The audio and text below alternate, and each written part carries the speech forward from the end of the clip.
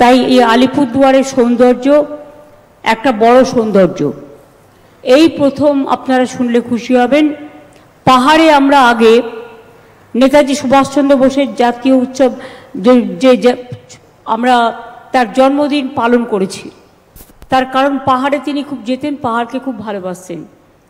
এবারে আমরা ডুয়ার্সে আমাদের রাজ্য সরকারের যে মেন প্রোগ্রাম সেটা আমরা ডুয়ার্সে করছি।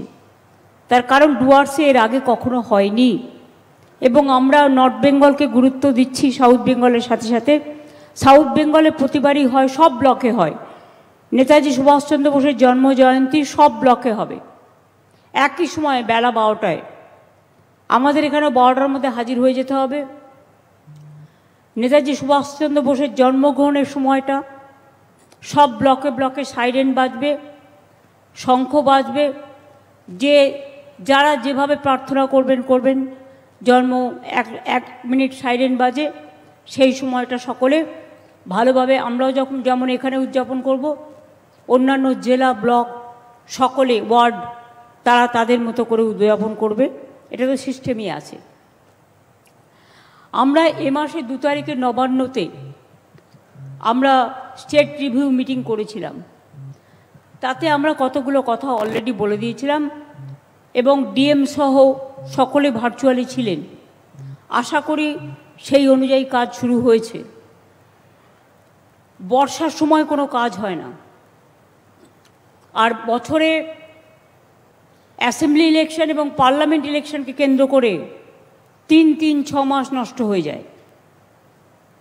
তাছাড়াও panchayat election, municipality election, by election কাজগুলো হয় না। কাজগুলো থেমে যাতে না থাকে পরিকল্পনা এখন থেকে করতে হবে, এটা আমি আগেই বলেছিলাম।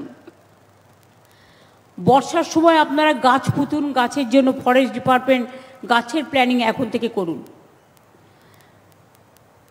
এমনিতে আমাদের নির্বাচন, উৎসব, দুর্যোগের কারণে কাজের সময় অনেকটাই নষ্ট হয়। তাছাড়া আমাদের ফাইন্যান্সিয়াল ইয়ারও শেষ হয়ে যাচ্ছে। আমরা যেটা বলেছিলাম, আমাদের যেগুলো অনগোয়িং প্রজেক্ট আছে বা যেগুলো শুরু হয়েছে, কাজের ডেডলাইন মেনে কাজগুলো কিন্তু টাইমে সব জেলাকে শেষ করতে হবে। পরবর্তী আর্থিক বছরে যে কাজ দেওয়া হবে সেগুলো 31শে ডিসেম্বরের মধ্যে শেষ করতে হবে। আগামী বছরেরটা, এই বছরেরটা মার্চ পর্যন্ত টাইম আছে, সুতরাং আপনাদের ফেব্রুয়ারির মধ্যে শেষ করা উচিত। এবং এপ্রিলের প্রথম সপ্তাহ থেকে নতুন যে কাজগুলো বাকি আছে ওয়ার্ক অর্ডার দিতে হবে। তার কারণ হচ্ছে উল্টোপাল্টা কাজে নয়, যে হঠাৎ করে একটা কাজ করে দিলাম, ফান্ড আছে কি না, ফান্ড স্যাংশন হয়েছে কি না সেটা দেখে নিতে হবে। এখানে মনোজ আগরওয়াল, অরূপ এবং দুষ্যন্ত ওরাও আছে, রাজেশ, সন্তোষ সহ, সৌম্য সহ সকলেই আছেন। এখানে ডিএম বিমলা এবং রঘু এসপি ওরাও আছেন, আইটির লোকেরাও আছেন। আমি সকলকে ধন্যবাদ জানাই এবং সংবাদ মাধ্যমও আছেন। মনে রাখবেন, আমরা কিন্তু প্রত্যেকটা কাজের নজরদারি করি। এটা ভাববেন না যে আপনাদের থেকে কলকাতার দূরত্ব খুব বেশি। আজকালকার দিনে 1 সেকেন্ডে যোগাযোগ হয়ে যায়, তাই দূরত্বটা অনেক কমে যায়। আলিপুরদুয়ারে, যেহেতু আলিপুরদুয়ার জেলার অ্যাডমিনিস্ট্রেটিভ রিভিউ মিটিং, আলিপুরদুয়ার জেলায় আমরা কিন্তু সমন্বয় পোর্টালের মাধ্যমে কাজকে নজরদারি করি। ঘোষিত কাজ ছিল 441টি, তার মধ্যে 303টি প্রকল্প শেষ হয়েছে। 138টি চালু প্রকল্প নির্দিষ্ট সময়ে শেষ করা যায়নি, অর্থাৎ 30টা প্রকল্প রূপায়ণে 1 থেকে 3 বছর দেরি হয়েছে। কেন হয়েছে? সেই জন্য কাজগুলো ইমিডিয়েট সেই পার্টিকুলার ডিপার্টমেন্টকে শেষ করতে হবে। তার মধ্যে 2-1টা উদাহরণ দিই, তাহলে সবাই অ্যালার্ট হয়ে যাবেন ডিপার্টমেন্টগুলো। জয়গা পানীয় জল প্রকল্প পিএইচই। 2 কুমারগ্রাম চা বাগান পানীয় জল প্রকল্প পিএইচই অনেকগুলো মিটিং আমি অলরেডি করেছি। সিএসও করছেন, লাইন ডিপার্টমেন্টে যিনি আছেন সব বিডিওরা কোঅপারেট করবেন, পঞ্চায়েতরা কোঅপারেট করবেন। এবং আমি পরিষ্কার বলছি, গভর্নমেন্ট প্রকল্পের জন্য কাউকে কোনো 1 পয়সা দেওয়ার প্রয়োজন নেই। সরকারি টাকা, এগুলো সরকারি স্কিম। পরিষ্কার বলছি, যদি কোনো কমপ্লেন আসে অ্যাকশন হবে, সে যেই হোক। অনেকগুলো সুস্বাস্থ্য কেন্দ্র, এগুলো ডিএমকে দেখতে হবে। সিওমএইচ কে আছে? সুস্বাস্থ্য কেন্দ্রগুলোর কাজগুলো কমপ্লিট করুন। আগামী বছর আরও 14,000 হবে, কী করে করবেন? এবছরে প্রায় 13,700 দেওয়া হয়েছে সম্ভবত, আগামী বছরে আরও 14,000 পাবেন। কাজগুলো কমপ্লিট করুন।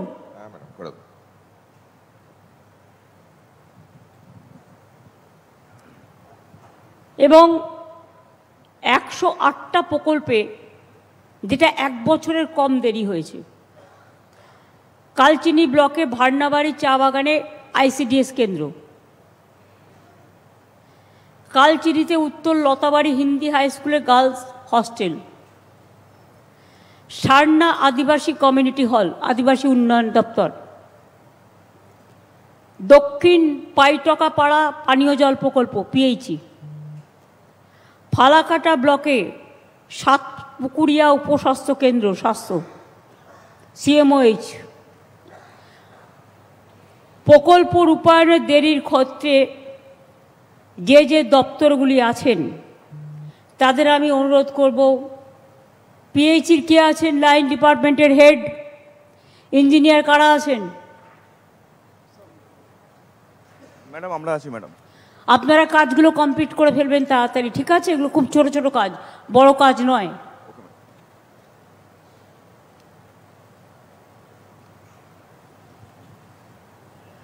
সরাসরি মুখ্যমন্ত্রী যে গ্রিভ্যান্সেস সেল আছে,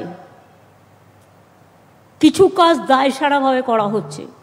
এটা আমি প্রত্যেকটা জেলাকে অ্যালার্ট করছি অ্যান্ড অল ডিপার্টমেন্টকে through chief secretary. Tell them to take action in a proper time. যেগুলো করতে পারে, যেগুলো সবটা করা যায় না। হয়তো কেউ একটা বাড়ি চাইলো, বাড়ি আমরা 28 লক্ষ হাতে নিয়েছি সার্ভে করে জেনুইন লোকেদের। তাতে যদি কারো বাকি থাকে 28 লক্ষর পরেও 12 লক্ষ অলরেডি টাকা ছাড়া হয়েছে, তারা দ্বিতীয় কিস্তি পাবেন ডিসেম্বরে, এই জুনে পাবেন, আর এই জুনে পাবেন। তার মধ্যে কাজটা কমপ্লিট করে দিন, তদারকি করবেন যাতে কাজটা তাড়াতাড়ি হয়। আর এর জন্য কেউ পয়সা চাইবেন না। যে পয়সা চাইবে তার বিরুদ্ধে এফআইআর হবে এবং অ্যাকশন হবে। এটা সরকারের ডাইরেক্ট ফান্ডে ওদের চেকে দিয়ে দেওয়া। 2 হচ্ছে যে 16 লক্ষ আরও বাকি থাকবে, 28 লক্ষ আমরা রিভিউ করেছিলাম, তার মধ্যে ওই 16 লক্ষ আমরা ডিসেম্বরে ফার্স্ট ফেজ দেবো টাকা, এবং আগামী জুন মাসে দেবো সেকেন্ড ফেজ। তাহলে আমার মোটামুটি কমপ্লিট হয়ে যাবে। তারপরেও যদি কিছু বাকি থাকে পরে আবার হবে। আমরা 47 লক্ষ বাড়ি ইতিমধ্যেই করেছি। এগুলো সব রাজ্য সরকারের টাকায় করছি।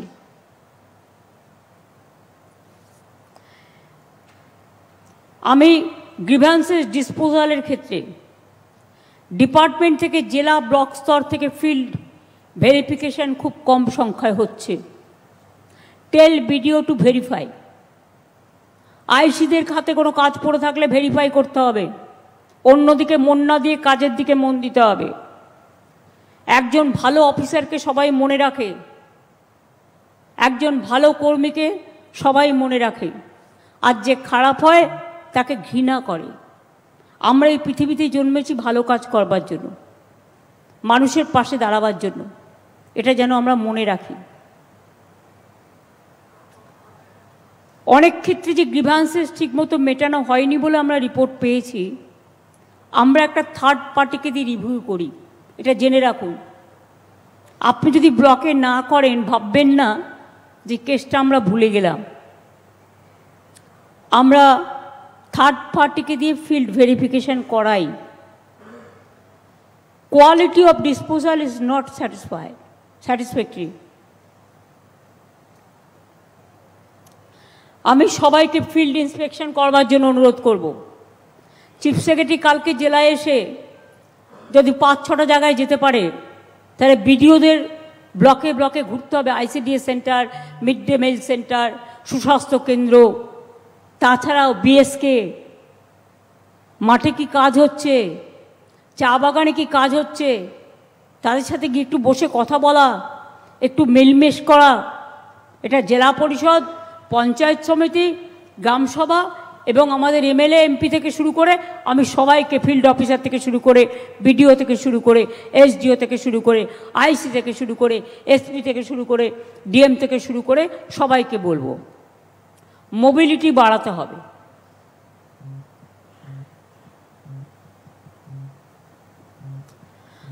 ডিএম, এসডিও, বিডিওরা ফিল্ড ইন্সপেকশন করছেন কি না? আগের মতো হচ্ছে না। Better late than never. আগে আমরা করেছি, লোকসভা ইলেকশন নিয়ে আপনারা বিজি হয়ে গেছিলেন, পরে কাজটা হয়তো ভুলে গেছেন। আবার আমি রিমাইন্ড করছি, এখন থেকে আবার করতে শুরু করুন।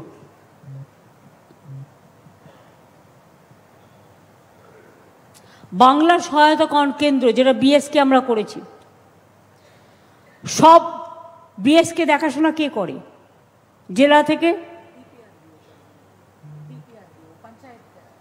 পঞ্চায়েত ডিপার্টমেন্ট করে। পঞ্চায়েত ডিপার্টমেন্টে কে আছে দেখি? তাদের কাছে সব রকমের ফর্ম পৌঁছে দেন কি? হ্যাঁ ম্যাডাম, তারপরে আমাদের এই লেটেস্ট ম্যাডাম আপনার ভিসির পরে যে ইনস্ট্রাকশন এসেছিল যে 308টা যে বেনিফিট দেওয়া হয়, সেটার পাবলিসিটি মেটেরিয়াল 3টে ভাষায় করে সব জায়গাতে ডিসপ্লেও করে দেওয়া হয়েছে ম্যাডাম, প্রতিটা বিএসকেতে। এবং ওদের সঙ্গে দেখুন, অনেকেই জানেও না। প্রবলেম হচ্ছে কি, অনেকে নানা রকম ভাষায় কথা বলে। চা বাগানের শ্রমিকেরা একটা ভাষা জানে, টাউনের লোকেরা আরেকটা ভাষা জানে, বিভিন্ন জনজাতি তাদের ভাষা জানে। সুতরাং যে এলাকার মানুষ যে ভাষায় কথা বলতে অভ্যস্ত, পড়তে অভ্যস্ত, সেই ভাষাটাকে প্রাধান্য দিয়ে সেই এলাকায় আপনার বাংলাটা থাকবে, সাথে ওই ভাষাগুলোও থাকবে, যাতে লোকে জানতে পারে।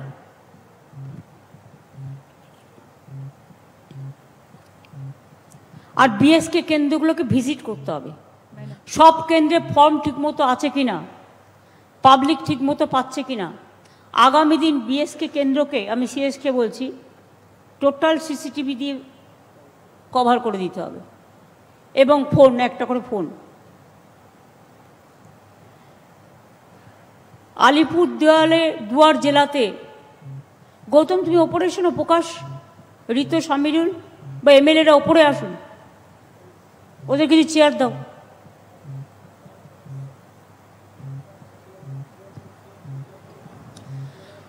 আলিপুরদুয়ার জেলাতে 60টা বাংলা সহায়তা কেন্দ্র চালু করা হয়েছে। এখনো পর্যন্ত এতে 19 লক্ষ ফুটফল হয়েছে, প্রায় 33 লক্ষ মানুষ পরিষেবা পেয়েছে, আরও পেতে পারে যদি তারা ব্যাপারটা জানতে পারে। মানুষের মধ্যে সচেতনতা বাড়াতে হবে। সেই জন্যই বলছি, বিভিন্ন এলাকার মানুষ যারা যে ভাষাটা বোঝে, তাদের সেই ভাষাটাই বলতে হবে।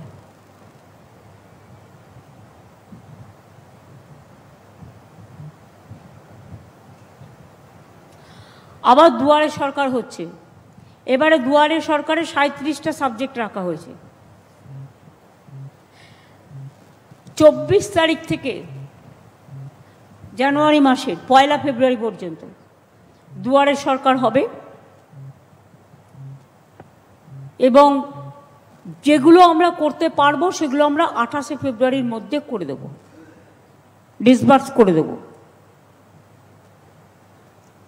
আর যেগুলো পেন্ডিং থাকবে সেগুলো পরে হবে। তার মানে সেগুলো এই প্রজেক্টের মধ্যে নেই। আলিপুরদুয়ারে আপনারা জানেন 40% জমি হচ্ছে ফরেস্ট ল্যান্ড, আর 20% হচ্ছে চা বাগানের জমি, 60% জমি ফরেস্ট ল্যান্ড এবং চা বাগানের মধ্যে পড়ে যাচ্ছে। তার মধ্যেও আলিপুরদুয়ার জেলায় সব ধরনের মিলিয়ে এখনো পর্যন্ত 26,800 পাট্টা বিতরণ হয়েছে। এর মধ্যে কৃষি ও গৃহপাট্টা 7,305 জনকে দেওয়া হয়েছে। চা পাট্টা 13,434 জনকে দেওয়া হয়েছে। রিফিউজি রিলিফ পাট্টা 6,061 দেওয়া হয়েছে। আলিপুরদুয়ারে দীর্ঘদিন জমির সমস্যা ছিল, সেটা মেটানো হয়েছে। বাবলু মৃদুল মেটানো হয়েছে কি? সুমন,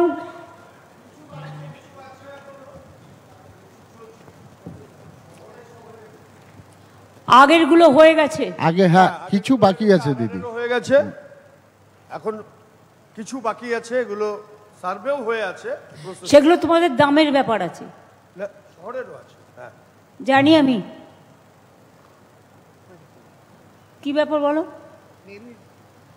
এমনি কিছু যেগুলো হচ্ছে দিদি, আর কিছু প্রসিডিওর করলে হয়ে যাবে। প্রসিডিওরটা কে করবে? এটা তো ভূমি সংস্কার দপ্তর থেকেই আরেকটু যদি, হ্যাঁ সেটি আমরা পেয়েছি ম্যাডাম, ওইগুলো প্রসেস করে এবার টাইম টু টাইম যে আমরা অ্যাপ্লিকেশন পাচ্ছি ওইটা পাঠিয়ে দিচ্ছি ম্যাডাম। ফ্রি হোল্ডের জন্য কিছু লোক অ্যাপ্লাই করেছে, ওইটা দিয়ে দাও। ফ্রি হোল্ড দিলে তার একটা ফিল্ড, তার একটা ফিজ আছে আলাদা। ইয়েস ম্যাডাম, দিয়ে দাও, আমার তো কোনো আপত্তি নেই। Yes madam. ল্যান্ড ডিপার্টমেন্টের কে আছেন জেলায়? আপনি কি ডিএলআরও? হ্যাঁ ম্যাডাম, আমি ডিএলআরও ম্যাম। খোঁজ নিন কোথায় কোথায়, কেন আলিপুরদুয়ারের এটা পড়ে আছে এতদিন? ম্যাম পড়িনি ম্যাম, সব যতগুলো ম্যাম প্রপোজাল আসছে আমরা সঙ্গে সঙ্গে ম্যাম এলআরসি সাহেবকে পাঠাচ্ছি ম্যাম। যেটা ওরা ফ্রি হোল্ড রাইট চাই যদি, হ্যাঁ ম্যাম, ফ্রি হোল্ডের একটা ফিজ আছে, ল্যান্ড ডিপার্টমেন্ট থেকে জেনে নিন। হ্যাঁ ম্যাম, জেনে নিয়ে ওটা করে দিন। একদম ম্যাম, থ্যাংক ইউ ম্যাম। আদিবাসীদের জমি হস্তান্তরের ব্যাপারে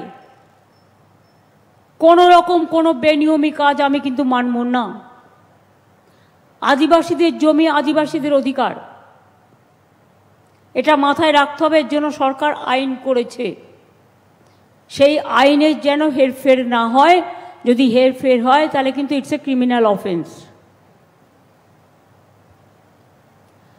আলিপুরদুয়ার জেলায় 61টি চা বাগান আছে। চা শ্রমিকদের মজুরি বাড়িয়ে 250 টাকা করা হয়েছে। বিনামূল্যে রেশন, জল, বিদ্যুৎ, চিকিৎসার ব্যবস্থা করা হয়েছে।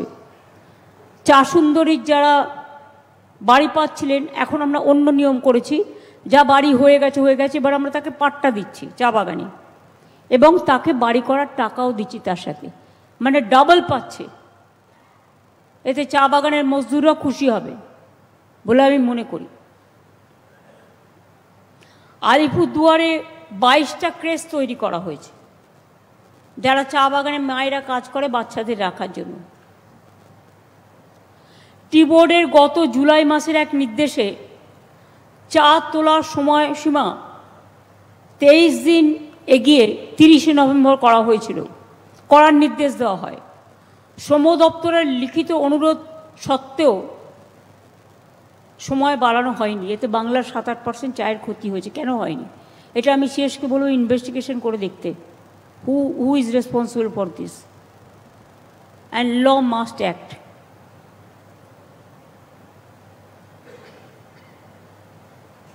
কিছু চা বাইরে থেকে আসছে দার্জিলিংয়ে, আমি যেটা বলেছিলাম, গেটওয়েতে নেপাল দিয়ে যেগুলো ঢুকছে প্রসেস না করে, তাতে দার্জিলিং চা বা আমাদের চায়ের যে ডুয়ার্সে ক্ষতি হচ্ছে, সেটা কিন্তু আমাদের দেখে নিতে হবে। তোমাকে আমি বলেছি অলরেডি প্ল্যান করো, কয়েকটা করলেই হয়ে যাবে,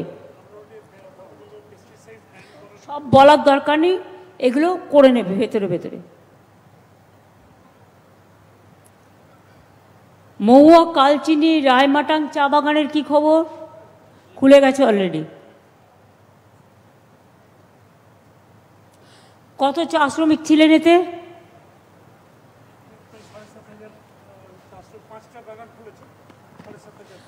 5টা চা বাগান খোলা হয়েছে, 7,500 শ্রমিক নতুন করে জীবন ফিরে পেয়েছেন।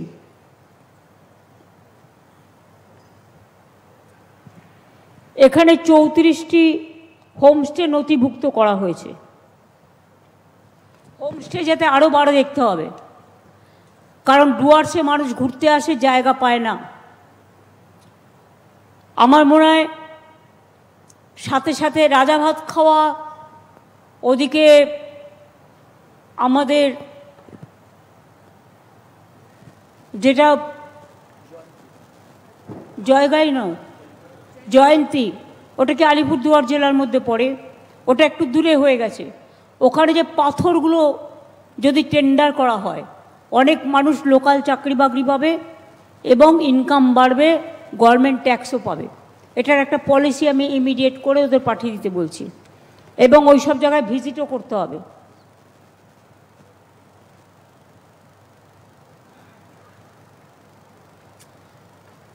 এইবারেও কিন্তু আলিপুরদুয়ার জেলায় 45,511টি পরিবার প্রথম কিস্তির টাকা বাংলার বাড়িতে পেয়ে গেছে। তারপরে তাও 16 লক্ষতে আবার আসবে। জল স্বপ্ন প্রকল্প, যাই হোক, এগুলো আমার পাবলিক মিটিংয়ের ব্যাপার, আমি এটা এখানে বলছি না।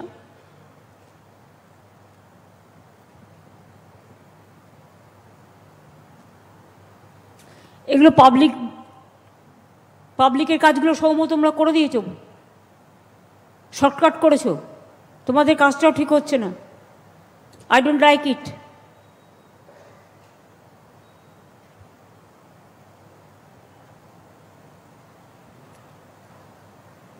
কর্মশ্রীতে আরেকটু জোর দিতে হবে।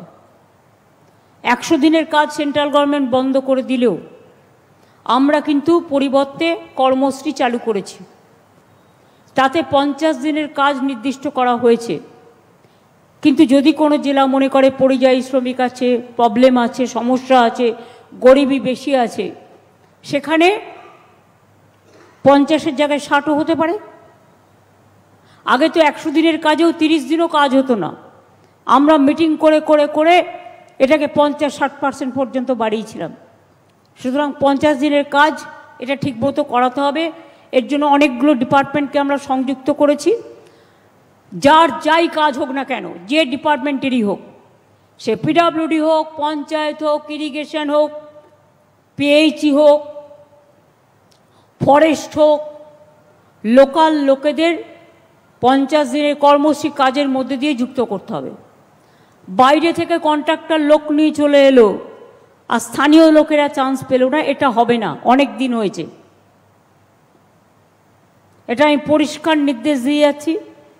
যারা এলাকার দেখাশোনা করেন তারাও এটাকে, বিডিওরাও নজরে রাখবেন, আইসিরাও নজরে রাখবেন।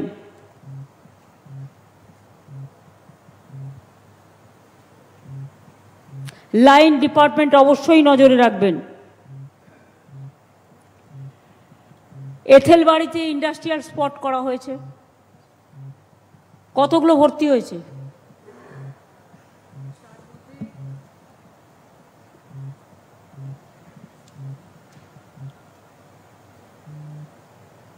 ম্যাডাম আমাদের এথেল বাড়িতে অ্যারাউন্ড 20 তক আমাদের প্লটগুলো ফিল আপ হয়েছে ম্যাডাম। ওখানে একটা সমস্যা আছে ম্যাডাম, এটা অ্যাপ্রোচ রোড, ওটা হয়ে গেলে বাকিটাও ফিল আপ হয়ে যাবে ম্যাডাম। আর 43 একর আছে ম্যাডাম। অ্যাপ্রোচ রোডটা হচ্ছে না কেন ম্যাডাম? অ্যাপ্রুভাল হয়ে গেছে ম্যাডাম, রাস্তা ডিপার্টমেন্ট ইমিডিয়েট এমার্জেন্সি বেসিসে করো। ঠিক আছে ম্যাডাম। তাহলে তো ওখানে অনেক লোক চাকরি পেতে পারে। 49টা প্লটের মধ্যে 41টা খালি পড়ে আছে। তো এই কাজগুলো আমি মিটিং না করলে হবে না, এটা তো ডিএমকেও ইনিশিয়েটিভ নিয়ে করতে হবে। জয়গাঁওতেও তাই, কেন খালি পড়ে আছে? ম্যাডাম ওখানেও অ্যাপ্রোচ রোডের জন্য অলরেডি 12টা হয়ে গেছে ম্যাডাম। তো এমন জায়গা কেন আমরা নিই যেখানে অ্যাপ্রোচ রোড না করা হলে ক্লাস্টার হবে না? কে আছে এমএসসি ডিপার্টমেন্টের এখানে? লাইন ডিপার্টমেন্টের কে আছে? আপনারা এমন কোনো জায়গা নেবেন না যেখানে অ্যাপ্রোচ রোড নেই।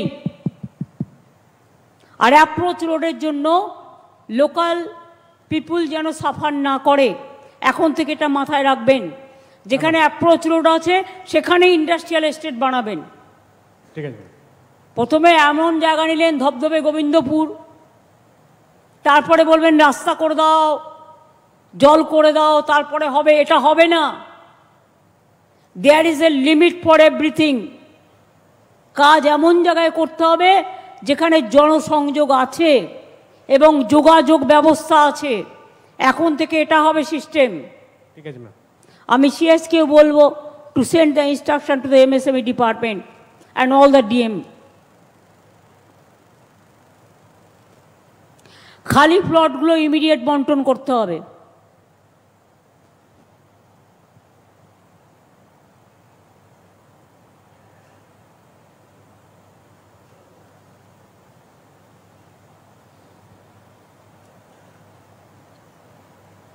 ভবিষ্যৎ ক্রেডিট কার্ড ৩,৮০০ আবেদন স্পন্সর করা হয়েছিল, তার মধ্যে ৭২৫টি আবেদন স্যাংশন হয়েছে।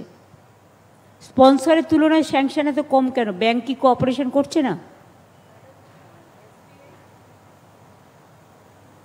এসবিআই অ্যান্ড সেন্ট্রাল ব্যাংক একটু দেরি করে এনরোল হয়েছে ম্যাডাম।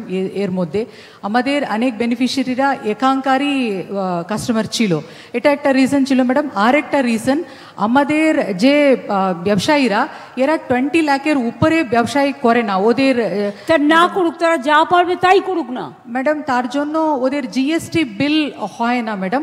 কিন্তু এখানে ये স্কিমের মধ্যে একটা ये বিল লাগছে ম্যাডাম, বিকজ আমাদের ব্যবসায়ীরা ডাইরেক্টলি টাকা পায় না। এ টাকা ও যে ভেন্ডার ওরা পায় আন্ডার দিস স্কিম ম্যাডাম। এর জন্য ওখানে জিএসটি বিলের একটা ইস্যু আছে madam. Right sir. For anybody entrepreneur can apply under this scheme. GST registration যে কোনো লোক করতে পারে, it's online. So that should not, restrict the admissibility for. আমার মনে হচ্ছে তোমাদের কোথাও কাজের গাফিলতি আছে। কোঅর্ডিনেশন বাড়াও, কোঅর্ডিনেশন বাড়াও, এবং আমি সিএসকেও বলবো দেখতে, বাট ডিএমকেও কোঅর্ডিনেশন বাড়াতে হবে। ভবিষ্যৎ ক্রেডিট কার্ড কে দেখে? কোন ডিপার্টমেন্ট? এমএসএমই। এমএসএমইকে আরেকটু স্ট্রং হতে হবে। আমরা বাংলায় নাম্বার 1 এমএসএমইতে, এটা মাথায় রাখবেন। এই জেলাতে প্রচুর মানুষ আসে, সব জেলাতেই এমএসএমইকে একটা গুরুত্বপূর্ণ ভূমিকা পালন করতে হবে। লাইন ডিপার্টমেন্টের অনেক কাজ আছে, আপনারাও অনেক ইম্পর্টেন্ট মনে রাখবেন। দেখে নিন, প্রবলেম হলে আমরা যখন ভার্চুয়াল মিটিং করি কেন বলো না? যখন সিএস বারবার ভার্চুয়াল মিটিং করে কেন বলো না? তো বলা উচিত এটা ম্যাডাম।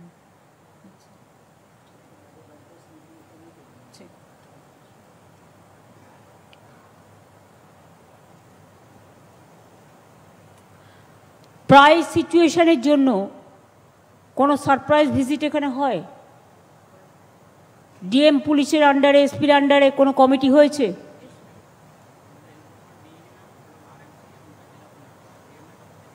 ডিএম এর আন্ডারে, এসপির আন্ডারে একটা কমিটি হয়েছে। আর একটা হচ্ছে সুফল বাংলা আউটলেট এখানে একটু বাড়াতে হবে।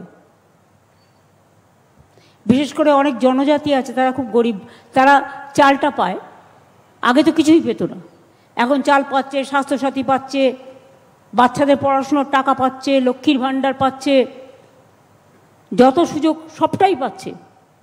কিন্তু তবুও দেখতে হবে যে আমাকে প্রায় সুফল বাংলার আউটলেট এই সব জায়গায় যাবে, গরিব লোকের বাড়ি, গরিব লোকের জায়গায়। কুয়াশার জন্য কিন্তু প্রচুর টুরিস্ট আসছে, কিন্তু ফগের কারণে এখানে ফগটা খুব বেশি হয়, অ্যাক্সিডেন্টটাও বাড়ে, এটা একটা কারণ। আর 2 হচ্ছে হাতির আক্রমণ। ফরেস্ট ডিপার্টমেন্ট, কে আছেন ফরেস্ট ডিপার্টমেন্টের? Manoj, please listen to me very carefully.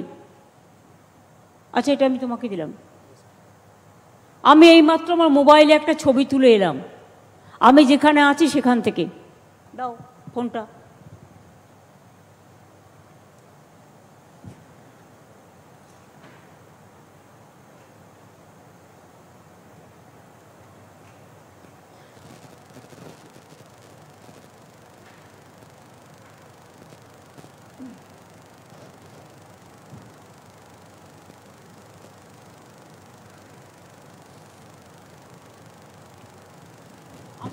আছি গেস্ট হাউসে, এই ফটোটা আমি তুলে আনলাম। এই ফটোটাতে আমি সিএসকে দেখাবো, ওই দেয়ালেই লেখা আছে, ভাগ্যিস হনুমানগুলোকে থ্যাঙ্কস, হনুমানগুলো ছিঁড়ে দিয়েছিল বলে কাপড়টা আমি দেখতে পেলাম। তাতে লেখা আছে ট্রেসপাসার্স বা পাচারকারীদের গুলি করে মারা হবে। এটা কি কোনো একটা ল্যাঙ্গুয়েজ হলো? আইন অনুযায়ী ব্যবস্থা নেওয়া হবে, এই কথাটা বলো। অনেক সময় সাধারণ মানুষ যারা জানে না, অজানা লোক, ফরেস্টের রাস্তার ভেতর দিয়ে গেলেই তার উপরে অনেক অত্যাচার হয়। আমার কিন্তু নলেজে এটা আছে। আমি ডিএফও যারা আছেন, আলিপুরদুয়ারের ডিএফও কে আছেন? নতুন এসছেন? নতুন এসছেন? আপনারা কি নতুন এসছেন? ম্যাডাম আমি ডিএফও জলদাপাড়া ম্যাম, 1 বছর আগে জয়েন করেছি ম্যাম। 1 বছর আগে? আর আপনি? Ma'am I am Harikrishna PJ ma'am, ডিএফডি BTR West, 1 বছর আগে জয়েন করেছি ম্যাম।